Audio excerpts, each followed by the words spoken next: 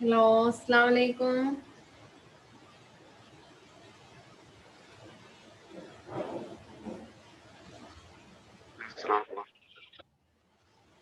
ഞങ്ങളുടെ ബാക്കിയുള്ളവരൊക്കെ ഓരോരുത്തർ 50 കറക്റ്റ് 50 തന്നെ കയറി കിട്ടണില്ല എന്നൊക്കെ പറഞ്ഞ മെസ്സേജ് ഇട്ടിട്ടാണ്. ഞാൻ എന്നിട്ട് കാണാനല്ലോ 51 52 ആയിട്ട്. ഞാൻ 50 തന്നെ ഓണാക്കലുള്ളൂ. കാരണം പിന്നെ എന്തായാലും ഓരോ മിനിറ്റ് നമുക്ക് പോവാക്കാരം. അപ്പൊ 50 ജസ്റ്റ് 50 കഴിഞ്ഞിട്ട് തന്നെ ഓണാക്കല്. നമ്മൾ ഞാൻ 50 ഓൺ ചെയ്യാൻ കൊടുത്തിട്ടുണ്ട്.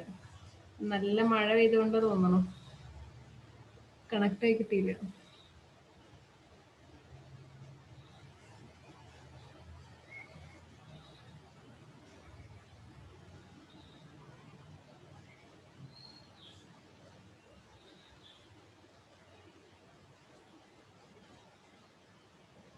ഓക്കെ, ചെയ്യുന്നവർ ചെയ്യട്ടെ അല്ലേ. ഇന്നിപ്പോ ഇങ്ങനെ പറയേണ്ട ആവശ്യമില്ലല്ലോ. നിങ്ങൾ വലിയ കുട്ടികളായി, നിങ്ങൾക്ക് തന്നെ അറിയാം ക്ലാസ്സിലെ ടൈമിൽ കയറണം എന്നൊക്കെയുള്ള.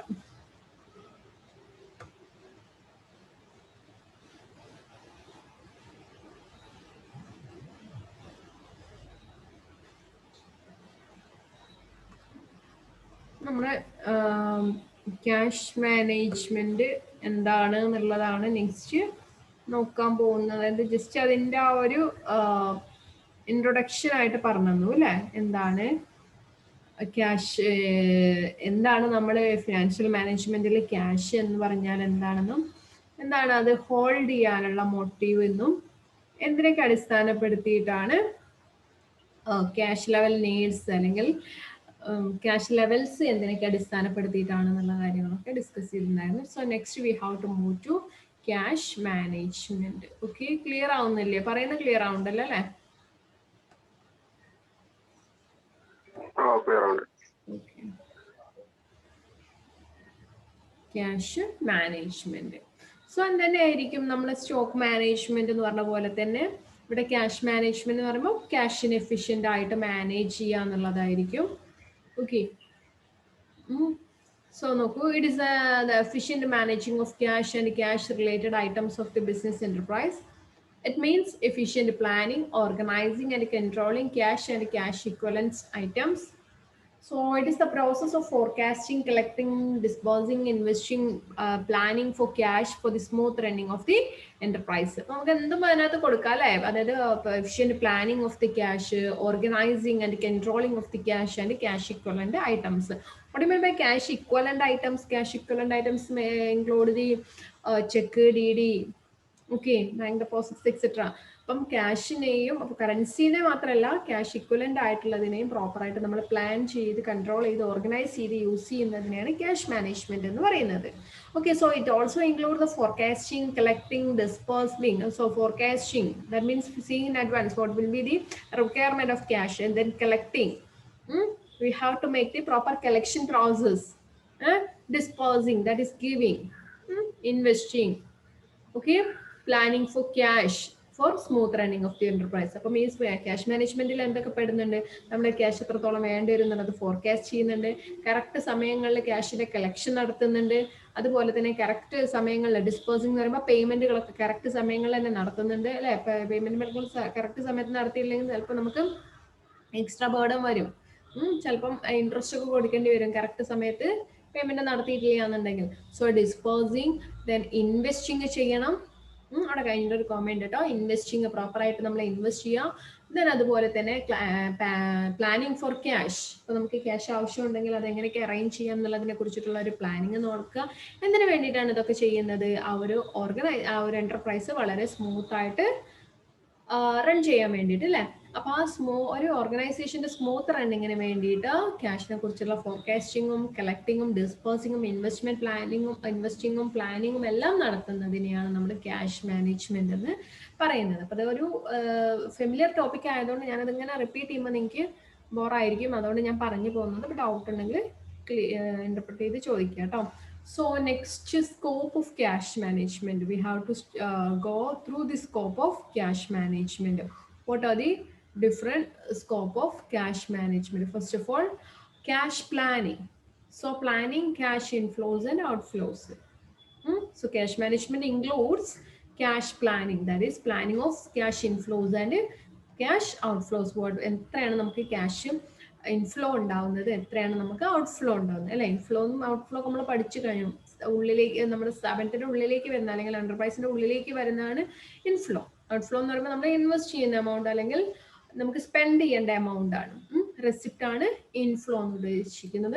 അപ്പൊ ഈ ക്യാഷ് മാനേജ്മെന്റ് എന്നെല്ലാം ഇൻക്ലൂഡ് ചെയ്യുന്നത് എന്തൊക്കെയാണ്? ക്യാഷ് പ്ലാനിങ് അതിനകത്ത് വരുന്നുണ്ട്. Managing the cash outflows, flow of cash should be made as late as possible. അപ്പൊ ഇവിടെ നമുക്കതിങ്ങനെ പറയുന്നുണ്ട് കേട്ടോ. ഇപ്പം നമ്മളതിങ്ങനെ പഠിച്ചു വരും. ഇനി എന്താണ് പറയാം, മാനേജ്മെന്റ് ഓഫ് ക്യാഷ് ഔട്ട്ഫ്ലോസിൽ നമ്മൾ എപ്പോഴും പറയാറുണ്ട് നമുക്ക് പേയ്മെന്റുകളൊക്കെ അത്ര ലേറ്റ് ആയിട്ട് അടച്ചാൽ മതി. ഓക്കെ, ഫോർ എക്സാമ്പിൾ ആയിട്ട് നമ്മൾ പറയുകയാണെന്നുണ്ടെങ്കിൽ നമുക്ക് ഒരാൾക്ക് നമ്മൾ കടം വാങ്ങിച്ചതാണ്. അപ്പൊ അയാൾ നമ്മളടുത്ത് പറയാണ് അപ്പം ജൂൺ 30-ാം തീയതി തന്നാൽ മതി കേട്ടോ എന്ന് പറയാണ്. ഓക്കെ, ജൂൺ 30-ാം തീയതി തന്നാൽ മതി കേട്ടോ. അപ്പൊ നമ്മളടുത്ത് ജൂൺ 1-ാം തീയതി ക്യാഷിന്റെ എഴുതിയത് നമ്മൾ ജൂൺ 1-ാം തീയതി തന്നെ കൊടുക്കണം എന്നൊന്നുമില്ല അല്ലെ. പേയ്മെന്റ് ആയതുകൊണ്ട് നമുക്ക് എന്ത് ചെയ്താൽ മതി, ജൂൺ 30-ാം തീയതി വരെ നമുക്കത് ഹോൾഡ് ചെയ്യാം. 30-ാം തീയതി കൊടുത്താൽ മതി. കാരണം പ്രത്യേകിച്ച് അവിടെ ഒരു ബെനിഫിറ്റ് ഒന്നും ഇല്ല എന്നുണ്ടെങ്കിൽ നമ്മൾ 1-ാം തീയതി കൊടുത്താലും ഇപ്പോൾ ഒരാൾക്ക് 20,000 റുപ്പീസാണ് കൊടുക്കാനുള്ളത്. 1-ാം തീയതി കൊടുത്താലും നമ്മൾ 20,000 കൊടുക്കണം. 30-ാം തീയതി കൊടുത്താലും 20,000 കൊടുക്കാനുള്ളത്. അല്ലാതെ അതിൽ റിഡക്ഷൻ ഒന്നും കിട്ടില്ല. അങ്ങനെയാണെങ്കിൽ നമ്മൾ അത് അവിടെ ആ ഒരു ലാസ്റ്റ് ഡേറ്റ് വരെ ഹോൾഡ് ചെയ്യണം എന്നുള്ളതാണ് എന്റർപ്രൈസിനെ സംബന്ധിച്ച് നോക്കുമ്പോൾ ലാഭകരമായിട്ടുള്ളത് അല്ലെ. കാരണം അതുവരെ ആ ഒരു ക്യാഷ് അവർക്ക് റോൾ ചെയ്യാൻ പറ്റും. 30-ാം തീയതി വരെ റോൾ ചെയ്യാനായിട്ട് സാധിക്കും. അപ്പൊ ഇവിടെ മാനേജിന്റെ ക്യാഷ് ഔട്ട്ഫ്ലോസിൽ പറയുന്നുണ്ട് the outflows of cash should be made as late as possible. നമുക്ക് പറ്റുന്നത്ര ലേറ്റ് ആക്കിയിട്ട് കൊടുത്താൽ മതി എന്നുള്ളതാണ്. അത് കരുതിയിട്ട് എക്സ്ട്രാ ചാർജ് വരരുത് കേട്ടോ. അപ്പൊ ജൂൺ 1-ാം തീയതി മുതൽ നമ്മുടെ ക്യാഷ് കയ്യിലുണ്ട്, പക്ഷെ നമ്മൾ ജൂൺ 30-ാം തീയതി ആയിട്ടും കൊടുക്കാണ്ട് അങ്ങനെ കയ്യിൽ വിഷം വെച്ച് കഴിഞ്ഞാൽ ചിലപ്പോൾ നമ്മളവിടെ എക്സ്ട്രാ എന്തെങ്കിലും ഇൻട്രസ്റ്റ് ഒക്കെ അവർക്ക് അതിന്റെ ഭാഗമായിട്ട് കൊടുക്കേണ്ടി വരും. ഇപ്പം ലേറ്റ് ഫീ ഒക്കെ ആയിട്ട് കൊടുക്കേണ്ടി വരും. അപ്പം അങ്ങനെയല്ലാതെ ഒരു പ്രോപ്പർ ആയിട്ട് നമ്മൾ നോക്കുന്ന സമയത്ത് മാക്സിമം നമുക്ക് ഹോൾഡ് ചെയ്യാൻ പറ്റുന്ന അത്രയും സമയം വരെ ഹോൾഡ് ചെയ്യാവുന്നതാണ്. Next, managing optimum cash balance. So the firm should determine the optimum level of cash balance അല്ലെ. എപ്പോഴും എന്ത് ചെയ്യണം, നമ്മൾ ഉദ്ദേശിച്ച ആ ഒരു ബാലൻസ് കീപ്പ് ചെയ്യുന്നില്ലേ എന്നുള്ളത് ഉറപ്പുവരുത്തണം. ഓക്കെ, അപ്പം നമ്മളിപ്പോൾ വർക്കിംഗ് ക്യാപിറ്റൽ ആയിട്ട് ഫിസിക്കൽ ക്യാഷ് ആയിട്ട് ആവശ്യം ഉണ്ടാവും. ഒരു 50,000 ആണെങ്കിൽ ആ 50,000 എപ്പോഴും കയ്യിലില്ലേ എന്നുള്ളത് ഉറപ്പുവരുത്തണം. അതല്ലാന്നുണ്ടെങ്കിൽ നമുക്ക് പെട്ടെന്ന് എന്തെങ്കിലും ആവശ്യം വന്നു കഴിഞ്ഞാൽ അവൻ്റെ എന്റർപ്രൈസിൽ ക്യാഷ് ഉണ്ടാവില്ല. സോ അത് ഏതെങ്കിലും ഈ ഒരു ആവശ്യത്തിന് വേണ്ടിയിട്ട് വേറെ ആരെങ്കിലും സമീപിക്കേണ്ടി വരും. സ്വാഭാവികമായിട്ടും അതിന് ഇൻട്രസ്റ്റ് എന്തെങ്കിലും കൊടുക്കേണ്ടി വരും. അതൊരു നഷ്ടമാണ് ക്രിയേറ്റ് ചെയ്യുക, അല്ലെങ്കിൽ കോസ്റ്റ് കൂടുതലായിട്ട് വരും അല്ലെ. കോസ്റ്റ് കൂടുതലായിട്ട് എക്സ്പെൻസ്, അതിന്മേലുള്ള എക്സ്പെൻസ് കൂടുതലായിട്ട് വരും. സോ അതുകൊണ്ട് തന്നെ എപ്പോഴും ഒപ്റ്റിമം ക്യാഷ് ബാലൻസ് കീപ്പ് ചെയ്യാനായിട്ട് ശ്രദ്ധിക്കണം. The next one is investing cash, that is surplus cash if money should be properly invested in short term investment to earn additional profit. അപ്പം if there is any excess or surplus of cash, അപ്പം ഏതെങ്കിലും surplus cash ഉണ്ട് എന്നുണ്ടെങ്കിൽ, അതായത് extra cash കയ്യിൽ ഉണ്ട് എന്നുണ്ടെങ്കിൽ you should invest it in short term investments അല്ലേ. അപ്പൊ നമ്മുടെ കയ്യിൽ എന്തുണ്ട്, ഇപ്പൊ പറഞ്ഞല്ലോ നേരത്തെ പറഞ്ഞതുപോലെ തന്നെ നമ്മുടെ കയ്യിൽ ഒരു 50,000 രൂപയുണ്ട്. ഓൾറെഡി നമുക്കത് കൊടുക്കാനൊക്കെ ഉണ്ട്, പക്ഷെ ഇപ്പം അത് കൊടുക്കേണ്ട സമയമായിട്ടില്ല. ഓക്കെ, നമുക്കിപ്പോൾ അത് ജൂണിൽ 1-ാം തീയതി ആയപ്പോൾ തന്നെ നമ്മുടെ കയ്യിൽ ഒരു എക്സ്ട്രാ 50,000 രൂപയുണ്ട്. നമ്മുടെ എല്ലാ ആവശ്യങ്ങൾക്കും മാറ്റി വെച്ചിട്ട് ദെൻ ഒരു 50,000 രൂപയുണ്ട്. അപ്പൊ അതൊന്ന് എന്ത് ചെയ്യാണ്, ഓക്കെ, അപ്പൊ ആ ഒരു ഉപയോഗം ഇല്ലാണ്ട് കിടക്കുകയാണെന്നുണ്ടെങ്കിൽ, അതല്ലെങ്കിൽ അതുകൊണ്ട് പ്രത്യേകിച്ച് ആവശ്യങ്ങളൊന്നും നിലവിലില്ല എന്നുണ്ടെങ്കിൽ അത് കൊണ്ടുപോയിട്ട് ഇൻവെസ്റ്റ് ചെയ്യണം എന്നാണ് ഇവിടെ പറയുന്നത്.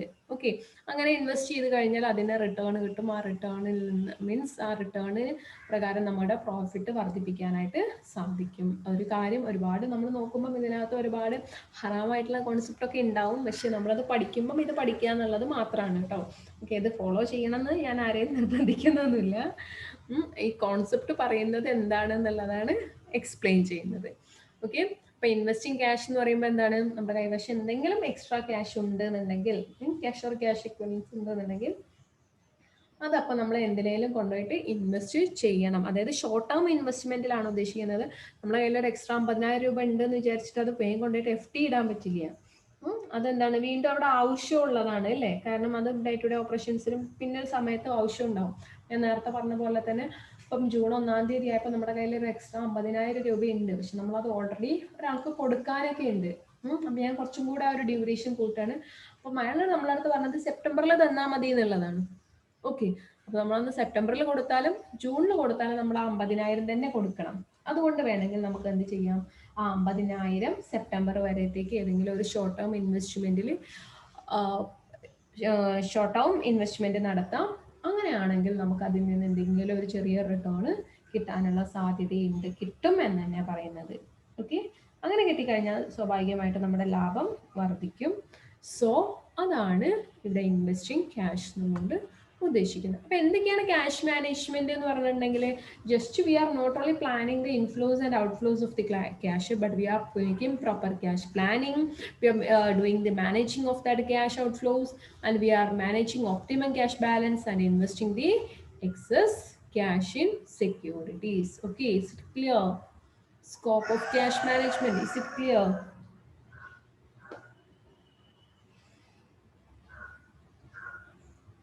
എവിടെയാണ്?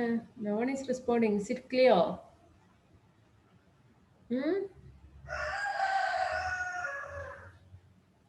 No. Okay. കേൾക്കുന്നുണ്ടായിരുന്നു.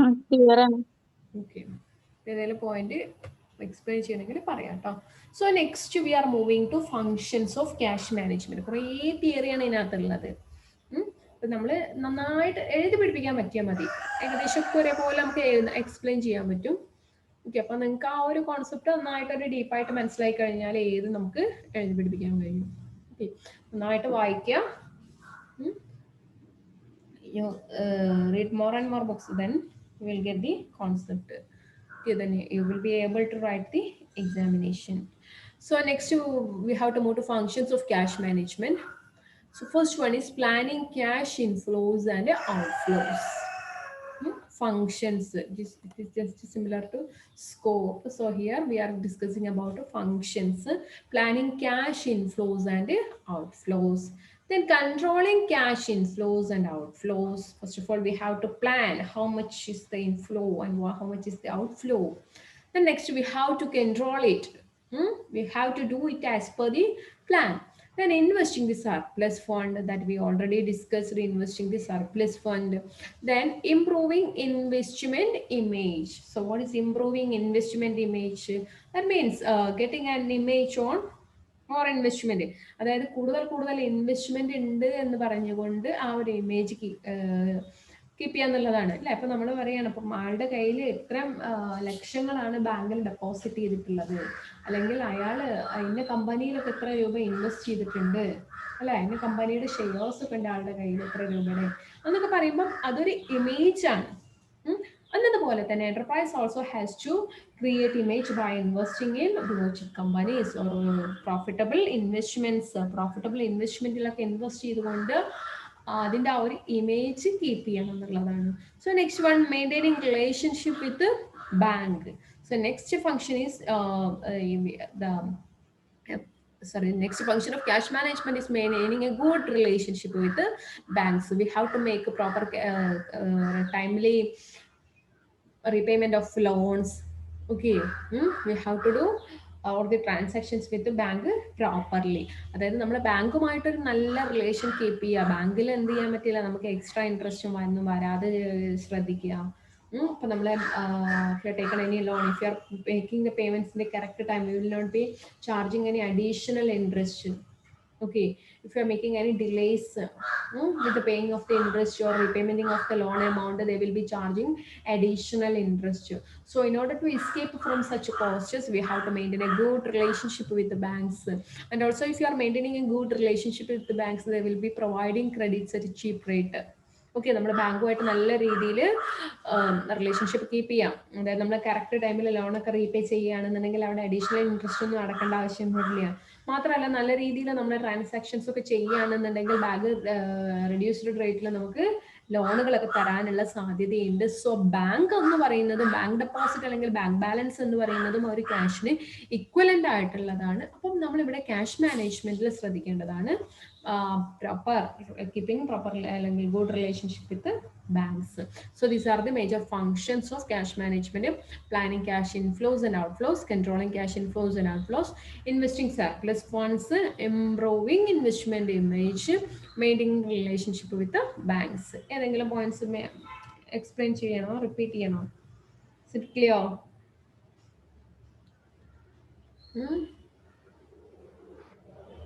Clear ആണ്. Clear ആണ്. Abdul Haq, you are not responding. I'm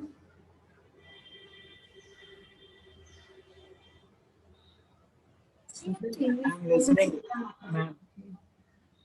So next one is advantages of cash management. So we have just simple points for the advantages of cash management. So cash management is essential for the smooth running of the business. Okay, for the we already discussed that for the smooth running of the business there should be optimum cash balance. So for the smooth running of the business, and maintain optimum working capital. I think it's clear for maintaining optimum working capital. We should maintain an optimum. It should not be too short, too abundant or too deficit. Okay, we have to maintain an optimum working capital. നമ്മുടെ അടുത്ത് ഒരുപാട് working capital ഉണ്ടായിട്ടും കാര്യമില്ല, വളരെ കുറവ് working capital ഉണ്ടായിട്ടും കാര്യമില്ല. So ഈ ഒരു optimum we have to find out the what is the optimum level of cash required. For that, cash management is essential. And also to ensure liquidity and solvency. So liquidity and solvency means easiness of using the cash. നമുക്ക് പെട്ടെന്ന് cash use ചെയ്യാനായിട്ട് സാധിക്കണം. That is liquidity. Okay, അതായത് ഇപ്പം പെട്ടെന്ന് ഒരാൾ നമ്മളടുത്ത് വന്ന് ക്യാഷ് ചോദിക്കുന്ന സമയത്ത് നമ്മൾ കടം കൊടുത്തതോ ആയിക്കോട്ടെ, അതല്ലെങ്കിൽ നമുക്ക് എന്തെങ്കിലും വസ്തുക്കൾ വാങ്ങിക്കേണ്ട സമയത്ത് പെട്ടെന്ന് ക്യാഷിന്റെ ആവശ്യം വരുന്ന സമയത്ത് നമുക്ക് പെട്ടെന്ന് എടുത്തു കൊടുക്കാനായിട്ട് ഉണ്ടാവണം. Okay, that is there should be liquid cash or liquidity and solvency. If you are not maintaining proper liquidity, or if you are not liquid, it will affect the profit. അല്ലെ? അപ്പൊ നമുക്ക് ലിക്വിഡ് ക്യാഷ് ഇല്ല എന്നുണ്ടെങ്കിൽ പല കാര്യങ്ങളും നമുക്ക് നേരിടാൻ പറ്റില്ല. അതായത് ഇപ്പം പെട്ടെന്ന് സ്റ്റോക്ക് വേണമെന്നുണ്ടെങ്കിൽ അത് പർച്ചേസ് ചെയ്യാൻ പറ്റില്ല. സ്വാഭാവികമായിട്ടും അത് നമ്മളെ ഡിമാൻഡ് കുറയ്ക്കും. Okay, sales correction, it will lead to reduction in the profit. So then next one, it helps to frame sound debt policy. Cash management, we will be studying about the debt collection also. Helps to frame sound debt policy. That means when we have to collect the debt, okay, when we have to repay the credit, okay, everything comes under this cash management. എപ്പം നമ്മൾ ഒരു കടം വാങ്ങിച്ച amount തിരിച്ചടക്കണം, അതിൻ്റെ ആ ഒരു correct ടൈമും കാര്യങ്ങളൊക്കെ മെയിൻറ്റെയിൻ ചെയ്യലും മാനേജ് ചെയ്യലും, അതുപോലെ തന്നെ നമ്മൾ കടം കൊടുത്ത ആ ഒരു എമൗണ്ട് കളക്ട് ചെയ്യലും എല്ലാം ഇതിനകത്ത് വരുന്നുണ്ട്. സോ ആ ഒരു പ്രോപ്പർ ക്യാഷ് മാനേജ്മെന്റിലെ ഭാഗമായിട്ട് വരുന്നതാണ് സൗണ്ട് ഡെപ്റ്റ് പോളിസി. അത് നമ്മൾ പഠിക്കും കേട്ടോ, എങ്ങനെയാണത് വർക്ക്ഔട്ട് ചെയ്യുന്നത്. മീൻസ് നിങ്ങൾക്ക് ആ ഒരു കാര്യങ്ങളൊക്കെ പഠിച്ചു കഴിയുമ്പോൾ മനസ്സിലാവും എങ്ങനെ നമ്മൾ കറക്റ്റ് കളക്ഷൻ ഒക്കെ നടത്തുന്നതെന്നുള്ളത്. Okay, so and then next, regularize the cash flows. For the regular operation of the business, we required cash. So, and it is another advantages of cash management. It regularize cash flows. It means there will be regular cash in our hands. Okay, അതായത് കുറെ ചില സമയങ്ങൾ നമ്മളതിൽ കുറേ cash ഉണ്ടാവുക, ചില സമയങ്ങളിൽ കുറേ കുറവ് ക്യാഷ് ഉണ്ടാവുക. ആ ഒരു സിറ്റുവേഷൻ ഒഴിവാക്കിയിട്ട് there will be a proper cash always in that enterprise if there is a proper cash management system. Now, these are the advantages of cash management. It helps in smooth running of the business. It maintains the optimum working capital requirement. Then it ensures liquidity and solvency. That means that means we will be able to face the contingent situations, etc. Okay. The next, it helps to frame sound debt policy. Okay. Then regularize the cash flows. ഏതെങ്കിലും point repeat ചെയ്യണമെങ്കിൽ പറയാം. I think otherwise it's clear. Okay, clear ആയിരിക്കുന്നു വിചാരിക്കുന്നു അല്ലേ? So next is the important topic. We have to study the different techniques of cash management. We study the different techniques of inventory management. Okay, so what are the different techniques of inventory management? ഏതൊക്കെയായിരുന്നു different techniques of inventory management? നിങ്ങൾ ഓർത്തെടുത്തിട്ട് ഒരു മൂന്നാലെണ്ണം പറഞ്ഞേ. Inventory techniques of inventory management നമ്മൾ ഏതൊക്കെയാ പഠിച്ചത്? പറയാം, ഒന്നും ഓർമ്മല്ലേ? Hello, ABC analysis. Okay very good. ABC analysis നമ്മൾ പഠിച്ചു. ഓക്കെ പിന്നെയോ inventory technique. Activity based costing. Yes, activity based costing. The next, that is ABC analysis. The next one, VED system. VED system. System. VED system ഉണ്ട്. പിന്നെ economic order quantity studied അല്ലെ, just in time, inventory controls, stock levels. Okay, ageing and scheduling ഇതൊക്കെ നമ്മൾ പഠിച്ചാണ് അല്ലേ. അപ്പം അതൊക്കെ inventory management techniques ആയിരുന്നു. Now we R discussing about the techniques of cash management. Techniques of cash management. So there are mainly 4 techniques of cash management. First one, synchronize cash flows. Second one, accelerate cash collections. Third one, delay cash disbursement. And fourth one, balance surplus and deficit of cash. So we have to study these techniques. First of all, I will be explaining that in detail. Synchronize the cash flows. What do you mean by synchronize? Synchronize നമ്മുടെ മെയിലൊക്കെ open ചെയ്യുന്ന സമയത്ത് ഉണ്ടാവില്ലേ synchronise option ചോദിക്കുക അല്ലേ. So synchronising cash flows ആണ് first. നമുക്ക് we have to study what is synchronizing of cash flows.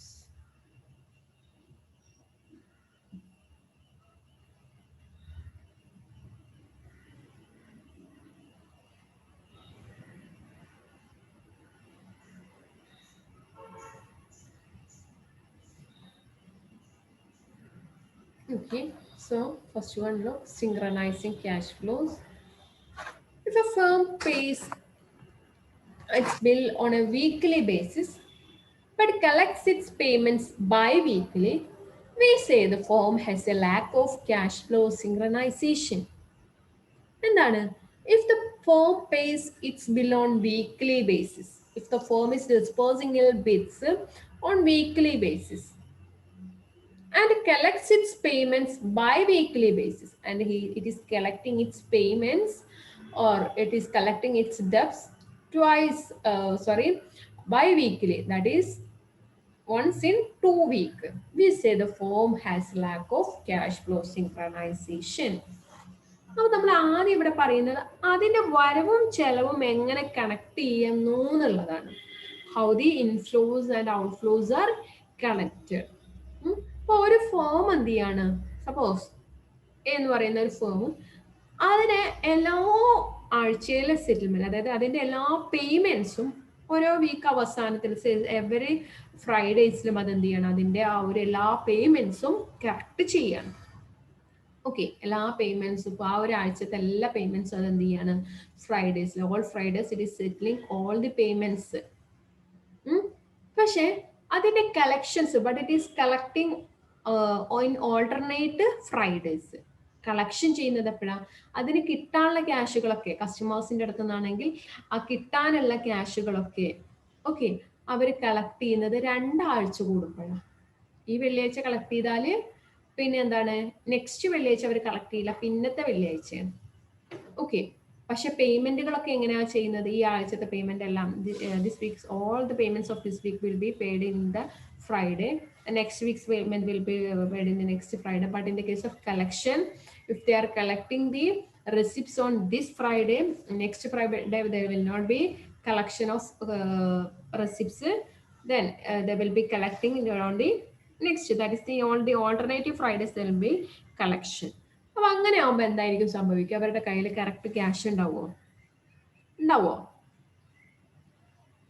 കുട്ടികളെ?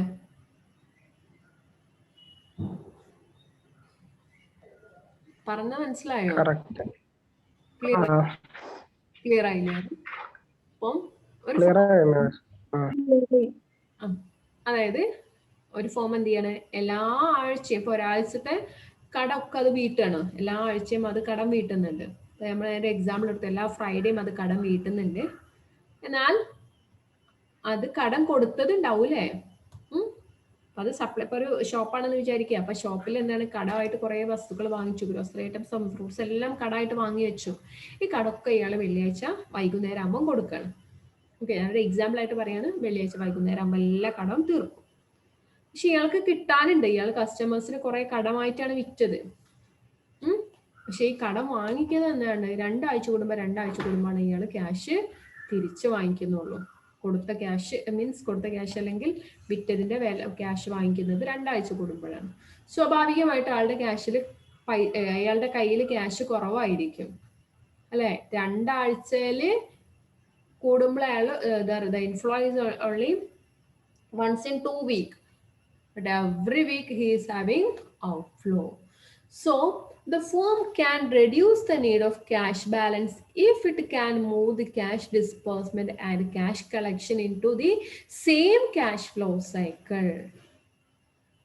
Okay, അപ്പൊ അങ്ങനെയാണെന്നുണ്ടെങ്കിൽ അപ്പൊ അതിന്റെ ക്യാഷ് ബാലൻസ് കുറവാകും നമ്മൾ പറഞ്ഞു. അപ്പൊ സ്വാഭാവികമായിട്ട് ഈ സിങ്ക്രണൈസേഷനിൽ ചെയ്യാനുള്ളത് അതിന്റെ cash it have to synchronise the or it have to make the collections and the make the disbursement on a same cycle അല്ലെ. സെയിം സൈക്കിളിൽ തന്നെ കൊണ്ടുവരണം.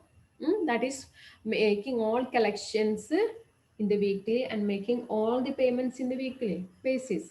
Otherwise, making all collections by weekly basis and making all the disbursement also by weekly basis അല്ലേ. അപ്പം അയാൾ അത് correct synchronise ചെയ്ത് കൊണ്ടുവരാൻ വേണ്ടിയിട്ട് എന്ത് ചെയ്യണം? എല്ലാ ആഴ്ചയും കളക്ട് ചെയ്യും, എല്ലാ ആഴ്ചയും പേ ചെയ്യുകയും ചെയ്യാം. അപ്പൊ പിന്നെ പ്രശ്നമല്ല, ആവശ്യത്തിനുള്ള ക്യാഷ് ഉണ്ടാവും, ഐഡിയൽ ആയിട്ട് കിടക്കൂല. ഓക്കെ, അതല്ലെങ്കിൽ എല്ലാ രണ്ടാഴ്ച കൂടുമ്പോഴും പേയ്മെന്റ് നടത്തുന്നു. അതേപോലെ തന്നെയാണ് രണ്ടാഴ്ച കൂടുമ്പോഴാണ് കളക്ഷനും നടത്തുന്നത്. എല്ലാ രണ്ടാഴ്ച കൂടുമ്പോൾ കളക്ഷൻ നടത്തുന്നു, എല്ലാ രണ്ടാഴ്ച കൂടുമ്പോൾ പേയ്മെന്റ് നടത്തുന്നു. അപ്പോഴും അവിടെ ഐഡിയൽ ആയിട്ടുള്ള ക്യാഷ് ഉണ്ടാവില്ല.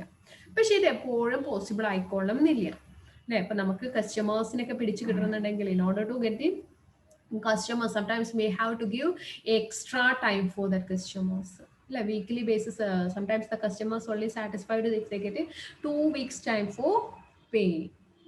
There are certain concerns, but the seller he should be but the seller we have to make the payments in 1 week.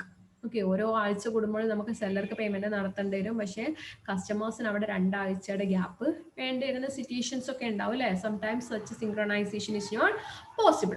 At that time it is accompanied by additional cost.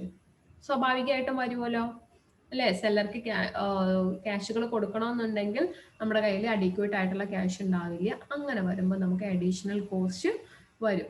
So the management should consider the benefit and the cost of synchronization before deciding whether it is worthwhile to achieve. So ഇങ്ങനെ ഒരു ഡിസ്പോസ്മെന്റ് and collection system കൊണ്ടുവരുന്നതിന്റെ മുമ്പേ ആയിട്ട് management ഒരു proper planning ഒക്കെ നടത്തിയിരിക്കണം. അതിന്റെ അടിസ്ഥാനത്തിൽ മാത്രമേ ചെയ്യാൻ പറ്റുള്ളൂ എന്നാണ് പറയുന്നത്. അത് അങ്ങനെ അയാളുടെ മാനേജ്മെന്റിന്റെ സ്കില്ലിനനുസരിച്ചിട്ട് അയാൾക്ക് ഒരു പ്രോപ്പർ ആയിട്ടുള്ള രീതി കൊണ്ടുവന്നാൽ മാത്രമേ ഇവിടെ നമുക്ക് പ്രോപ്പർ ക്യാഷ് ഫ്ലോ ചെയ്യാനായിട്ട് സാധിക്കുള്ളൂ എന്നാണ് പറയുന്നത്. അപ്പൊ ഇവിടെ എന്താണ് നമ്മൾ പറഞ്ഞത്? എന്തായിരിക്കണം പറയുന്നത്? There should be a synchronization. Okay. Synchronization of cash inflows and cash outflows, or there should be a synchronization of cash flows. Otherwise, the firm has to face additional cost. So the management should consider the benefits and the cost of synchronization before deciding whether it is worthwhile to achieve. അപ്പോൾ ഇങ്ങനെ ഒരു synchronisation system കൊണ്ടുവരുന്നതിന്റെ മുമ്പേ management അതിനെക്കുറിച്ച് detail ആയിട്ട് പഠിച്ചിട്ടായിരിക്കണം ഒരു തീരുമാനം എടുക്കുന്നത്. Okay, clear? അപ്പോൾ പല രീതിയിൽ ഇപ്പം ഫോർ എക്സാമ്പിൾ ആയിട്ട് ബൈ വീക്ക്ലി ആണ് കളക്ഷൻ നടത്തുന്നത് എങ്കിൽ അതിനൊരു എക്സ്ട്രാ ചാർജ് ഒക്കെ ഈടാക്കുക അല്ലെ. എക്സ്ട്രാ ചാർജ് ഒക്കെ ഈടാക്കുക. അതല്ലെങ്കിൽ അതിനൊക്കെ കണക്കാക്കിയിട്ട് ഒരു റേഷ്യോ ഫിക്സ് ചെയ്യുക. അങ്ങനെയൊക്കെ പറ്റും അല്ലെ. അതായത് നമ്മളിപ്പം പേയ്മെന്റ് നടത്തുന്നത് 1:2 എന്നുള്ള റേഷ്യോയിലാണ്. അങ്ങനെയൊക്കെ ചെയ്താൽ മതി. ഫോർ എക്സാമ്പിൾ ഞാൻ പറയാണ്, ഒരു എക്സാമ്പിൾ ആയിട്ട് പറയാട്ടോ നിങ്ങൾക്ക് കോൺസെപ്റ്റ് മനസ്സിലാക്കാൻ വേണ്ടിയിട്ട്. 1:2 എന്നുള്ള റേഷ്യോയിലാണ് നമ്മൾ പേയ്മെന്റ് നടത്തുന്നത്. ബൈ വീക്ക്ലി ബേസിൽ ആയിക്കോട്ടെ. ബൈ വീക്ക്ലി ബേസിൽ എന്ന് പറയുമ്പോൾ അവിടെ 1:2 എന്നുള്ള റേഷ്യോയിലാണ്. അതായത് if you are having if you receive 50,000 from customers, നമുക്ക് 50,000 രൂപ ക്രെഡിറ്റ് കൊടുത്തത്, കടം കൊടുത്തത് കിട്ടിയെന്ന് വിചാരിക്കുക. കടമായിട്ട് നമ്മൾ വിറ്റു, അപ്പൊ അതിന് 50,000 രൂപ കിട്ടിയെന്ന് വിചാരിക്കുക. പക്ഷെ നമ്മൾ അതിന്റെ പകുതി മാത്രം 25,000 മാത്രമാണ് കസ്റ്റമേഴ്സിന് കൊടുക്കുന്നത്. ഓക്കെ, അങ്ങനെ വേണമെങ്കിൽ കൊണ്ടുവരാം. അപ്പൊ എവിടെ ആയിരിക്കും 25,000 മാത്രം കസ്റ്റമേഴ്സിന് കൊടുക്കുന്നു. അതൊരു ഐഡിയ ആണ് അല്ലേ? അപ്പൊ അത് ബൈ വീക്കിലി ആണെങ്കിലും പ്രശ്നമൊന്നുമില്ല. ഓക്കെ, എന്താണ് ഈ ഒരു കേസിൽ അവരുടെ എക്സാമ്പിൾ പറഞ്ഞു എന്നേ ഉള്ളൂ. അപ്പൊ നമ്മൾ എന്ത് ചെയ്യാണ്, ഫുൾ എമൗണ്ട് അല്ല കൊടുക്കുന്നത്. നമ്മള് സെല്ലേഴ്സിന് 50,000 കസ്റ്റമേഴ്സിന്റെ അടുത്ത് കിട്ടുമ്പോൾ 25,000 ഉള്ള സെല്ലേഴ്സിന് കൊടുക്കുന്നത് ഒരാഴ്ചയിൽ. So next week also we will be paying just 25,000. If you are collecting 50,000 by 2 weeks, okay, we are only dispersing 25,000 in a week. The next week also we will be paying 25,000. So at that time we will be also receiving next 50,000. On that basis we can make a proper synchronization.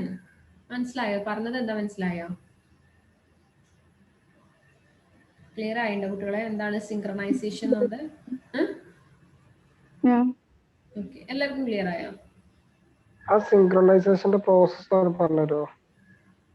സിങ്ക്രണൈസേഷന്റെ process എന്ന് പറയുമ്പോൾ just ഇത്രയേ ഉള്ളൂ. ക്യാഷിന്റെ ഇൻഫ്ലോസും ഔട്ട്ഫ്ലോസും തമ്മിലൊരു synchronisation ഉണ്ടായിരിക്കണം എന്നുള്ളതാണ് ഉദ്ദേശിക്കുന്നത്. Okay, അപ്പൊ നമുക്ക് എന്താണ്, നമ്മൾ എല്ലാ ആഴ്ചയിലും പേയ്മെന്റ് നടത്തുന്നുണ്ട്. പക്ഷെ 2 ആഴ്ച കൂടുമ്പോഴാണ് നമുക്ക് കളക്ഷൻ വരുന്നത്. പേയ്മെന്റ് നടത്താനുള്ളത് ആർക്കായിരിക്കും? സപ്ലയർക്കായിരിക്കും അല്ലേ? നമ്മുടെ ഷോപ്പിലേക്കുള്ള ഗ്രോസറി ഐറ്റംസ് ഒക്കെ തന്ന ആൾക്ക് നമ്മൾ എല്ലാ വീക്കിലും, എല്ലാ ആഴ്ചയുടെ അവസാനത്തിൽ നമ്മൾ സെറ്റിൽമെന്റ് നടത്തുകയാണ്. പക്ഷെ നമ്മൾ കടമായിട്ടാണ് വസ്തുക്കളൊക്കെ വിറ്റത്. നമ്മൾ 2 ആഴ്ച കൂടുമ്പോഴാണ് കസ്റ്റമേഴ്സിന്റെ അടുത്ത് നിന്ന് ഈ ഒരു ക്യാഷ് വാങ്ങിക്കുന്നു. ക്ലിയർ ആയോ? അത് ക്ലിയർ ആയോ?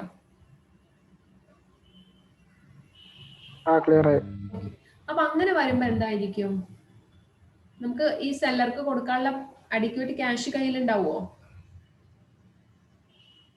ഉണ്ടാവില്ലല്ലോ. ഇല്ല. നമ്മള് എക്സാമ്പിള് സെല്ലർക്ക് കൊടുക്കാനുള്ളത് 50,000 ആണ്, കസ്റ്റമർ തരാനുള്ളത് 50,000 ആണെന്ന് വിചാരിക്കുക. അപ്പൊ കസ്റ്റമർ 2 ആഴ്ച കൂടുമ്പോഴേ ഈ 50,000 തരണുള്ളൂ. ഓക്കെ, അപ്പൊ അങ്ങനെ വരുമ്പോ സെല്ലർക്ക് കൊടുക്കാനുള്ള ക്യാഷ് നമ്മുടെ കയ്യിൽ ഉണ്ടാവില്ല. അപ്പൊ അത് അഡീഷണൽ കോസ്റ്റ് ഇൻകർ എന്ന് പറഞ്ഞു കഴിഞ്ഞാൽ അപ്പൊ നമ്മുടെ ബാങ്കിൽ നിന്ന് ലോൺ, എന്തെങ്കിലും ഷോർട്ട് ലോൺ എന്തെങ്കിലും എടുക്കേണ്ടി വരും. അപ്പൊ അതിന് വീണ്ടും നമ്മൾ ഇൻട്രസ്റ്റ് കൊടുക്കേണ്ടി വരും. അപ്പൊ അത് അഡീഷണൽ കോസ്റ്റ് ക്രിയേറ്റ് ചെയ്യും. അപ്പൊ എന്ത് ചെയ്യണം, നമ്മളൊരു പ്രോപ്പർ ആയിട്ട് സിങ്ക്രണൈസ് ചെയ്യാൻ ശ്രമിക്കുക. അതായത് എല്ലാ ആഴ്ചയിലും കളക്ഷൻ ഉണ്ട്, എല്ലാ ആഴ്ചയിലും പേയ്മെന്റും ഉണ്ടെന്ന് വെക്കുക. അപ്പൊ പ്രശ്നമില്ലല്ലോ. ഇല്ല.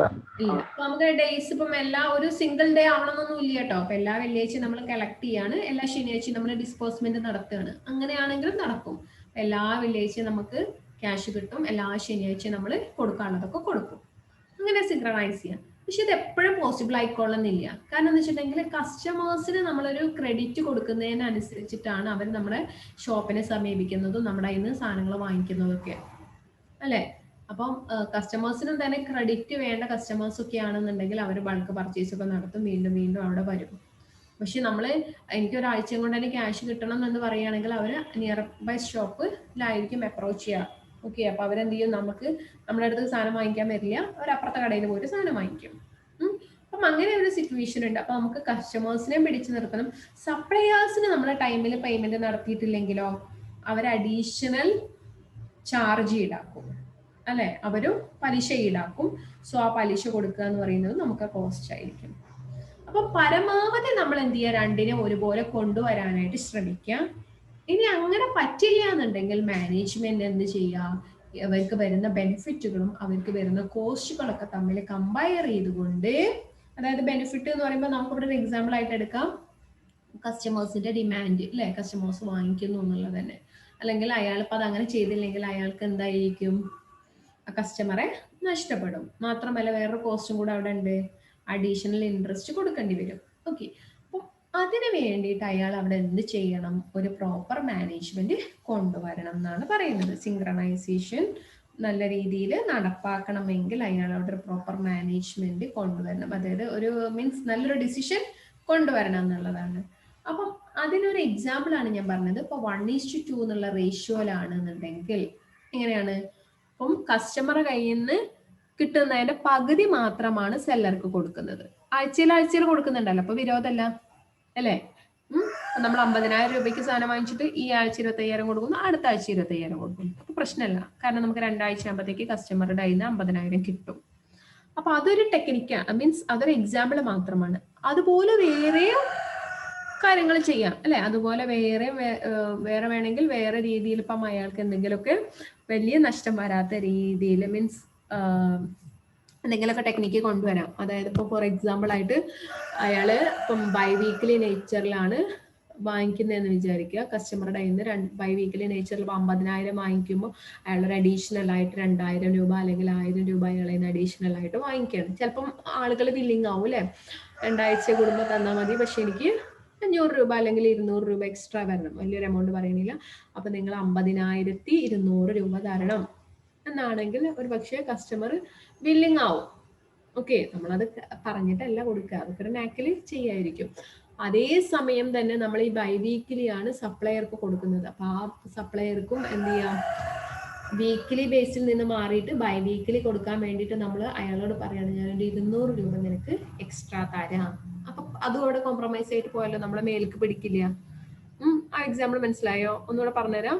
അപ്പം കസ്റ്റമർക്ക് നമ്മൾ 50,000 രൂപയുടെ സാധനം കൊടുക്കുന്നു, അപ്പൊ അത് 2 ആഴ്ച കഴിഞ്ഞിട്ട് അയാൾ തിരിച്ചു തരുള്ളൂ. അപ്പൊ അതിന് പകരമായിട്ട് നമ്മൾ അയാളെ അതിന് 50, 200 ഇല്ലെങ്കിൽ 100 രൂപ വാങ്ങിക്കുകയാണ്, ജസ്റ്റ് ഒരു അസംഷന് വേണ്ടിയിട്ട്. ഓക്കെ, അതേ സമയം നമുക്ക് ഇവിടെ എന്താണ്, സപ്ലയർക്ക് ആഴ്ചയിൽ കൊടുക്കണം അല്ലേ? അപ്പൊ നമുക്ക് 2 കാര്യം ചെയ്യാം. ഒന്നെങ്കിൽ അയാളോട് പറയാം, ഞാൻ 2 ആഴ്ച കുടുംബം തരാം, പകരം നിനക്ക് ഞാൻ 100 രൂപ കൂട്ടിത്തരാം എന്ന് പറയാം. ഓക്കെ, അപ്പൊ പ്രശ്നമല്ല, നമുക്ക് കസ്റ്റമറിൽ നിന്ന് കിട്ടുന്നത് 50, 100, നമ്മൾ കൊടുക്കുന്നത് 50, 100, നമുക്കത് നമ്മളെ ബാധിക്കില്ല. അല്ലെങ്കിൽ നമ്മൾ ആഴ്ചക്ക് സെല്ലർക്ക് കൊടുക്കുകയാണ്, പക്ഷെ നമ്മളൊക്കെ ആകെ നമ്മുടെ കയ്യിൽ ഉണ്ടാവുക അപ്പം 2 ആഴ്ച കൊടുക്കാനുള്ള ക്യാഷ് തികയില്ല അല്ലെ? അപ്പൊ അങ്ങനെ വരുമ്പോൾ നമുക്ക് വേണമെങ്കിൽ ഏതെങ്കിലും ഒരു ഷോർട്ട് ടേം സോഴ്സിൽ നിന്ന് ക്യാഷ് എടുക്കാം, എന്നിട്ട് ഈ 100 രൂപയായിരിക്കും ആ ഷോർട്ട് ടേം സോഴ്സിന്റെ കോസ്റ്റ്, അത് കൊടുക്കാം. അത് മനസ്സിലായോ? 50, 100 കൊടുക്കാനില്ല സെല്ലർക്ക് എന്നുണ്ടെങ്കിൽ നമ്മൾ എന്ത് ചെയ്യാ, അടുത്ത ആഴ്ച വരുമ്പോ അയാൾക്ക് 50, 100 കൊടുക്കാനില്ല അല്ലെ? അപ്പൊ അങ്ങനെ വരുമ്പോ നമ്മൾ എന്ത് ചെയ്യാ, നമ്മൾ എവിടെന്നെങ്കിലും കടം എടുക്കുക. കടത്തിന്റെ കോസ്റ്റ് 100 രൂപയാക്കി, മീൻസ് സപ്പോസ് ആ കടത്തിന്റെ കോസ്റ്റ് 100 രൂപയാണ്, ആ 100 രൂപ നമ്മളിവിടെ കസ്റ്റമറുടെ അടുത്ത് നിന്ന് വാങ്ങിക്കുന്നു. ആ രീതിയിലൊക്കെ ഒരു പ്രോപ്പർ സിങ്ക്രണൈസേഷൻ കൊണ്ടുവരിക. അപ്പൊ അത്രയേ ഉള്ളൂ. അതായത് ഇപ്പം നവാസ് എന്ത് ചെയ്തു, വേറൊരാൾക്ക് ക്യാഷ് കടം വാങ്ങിച്ചു, നവാസ് സെലീലിന്റെ അടുത്ത് ക്യാഷ് കടം വാങ്ങിച്ചു. ഓക്കെ, ഒരു 50,000 രൂപയാണ് വാങ്ങിച്ചത്. അപ്പം സെലീലിനോട് പറഞ്ഞു, ഞാൻ നിനക്ക് അടുത്ത ആഴ്ച തരാമെന്ന് പറഞ്ഞു. പക്ഷെ നവാസിന്റെ അടുത്ത് അത് ആരോ ഫ്രണ്ട്സ് ആരെങ്കിലും അത്യാവശ്യം പറഞ്ഞ് വാങ്ങിച്ചു. നവാസ് അത് കൊടുത്തു, 50,000 രൂപ കൊടുത്തു, ഫ്രണ്ടിന് കൊടുത്തു. ഓക്കെ, സെലീന് കൊടുക്കാൻ നിന്നപ്പോഴാണ് അയാൾ വന്ന് വാങ്ങിച്ചത്, അപ്പം കൊടുത്തു. ഓക്കെ, അപ്പം സെലീന് പറയാണ്, ഞാൻ പറഞ്ഞ ടൈമിൽ തന്നില്ലെങ്കിൽ എനിക്ക് 100 രൂപ അധികം തരണം കേട്ടോ. എനിക്ക് എന്ത് ചെയ്യാം, ഫ്രണ്ട് ആണെങ്കിൽ കൂടി അവന്റെ അടുത്തുനിന്ന് 5,100 വാങ്ങിക്കാം, എന്നിട്ട് 5,100 കിട്ടുന്ന സമയത്ത് നവാസിന് സെലീലിന് കൊടുത്താൽ മതി അല്ലേ? അങ്ങനെയൊക്കെ ഓരോരോ മാനേജിങ് ചെയ്യാന്നുള്ളതാണ് പറയുന്നത്. ഓക്കെ, അപ്പൊ അതിന്റെ ഉള്ളിലേക്ക് പോകുമ്പോൾ നമുക്ക് അയ്യോ അതിപ്പോ എങ്ങനെയാണ്, എന്റെ ഫ്രണ്ട്സ് അല്ലേ രണ്ടുപേരും എന്നൊക്കെയുള്ള തോന്നലുണ്ടാവും. അപ്പോ അങ്ങനെയൊന്നും നമ്മളൊരു ബിസിനസ് എന്ന് പറയുമ്പോൾ അത്രയും ഒരുപാട് വേണം, പക്ഷെ ഒരുപാടൊന്നും ഉണ്ടാവില്ല അല്ലെ? മാത്രമല്ല, അല്ലെങ്കിൽ ഞാൻ നേരത്തെ പറഞ്ഞ രീതിയിൽ 1:2 എന്നുള്ള റേഷ്യോയിൽ കൊടുക്കുക, അങ്ങനെയൊക്കെ എന്തെങ്കിലുമൊക്കെ ഒരു ടെക്നിക്ക് ഉണ്ടാവും. ആ ഒരു ടെക്നിക്ക് അവിടെ അഡോപ്റ്റ് ചെയ്യുക എന്നുള്ളതാണ് പറയുന്നത്. ക്ലിയർ ആയോ? അപ്പം അത് എക്സ്പ്ലെയിൻ ചെയ്തതിനാലെ പോയോ?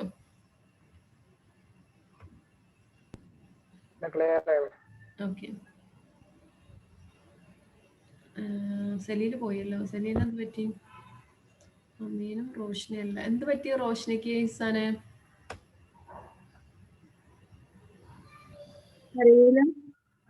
ഇല്ല, നമ്മള് മൂവിയെല്ലാം വളരെ കുറവാണ്. ഇതിലൊക്കെ ഇങ്ങനെ കോട്ടുവായ കിടന്നുണ്ട്. Abdul Haq, what happened to you? Are you feeling sleepy? Okay.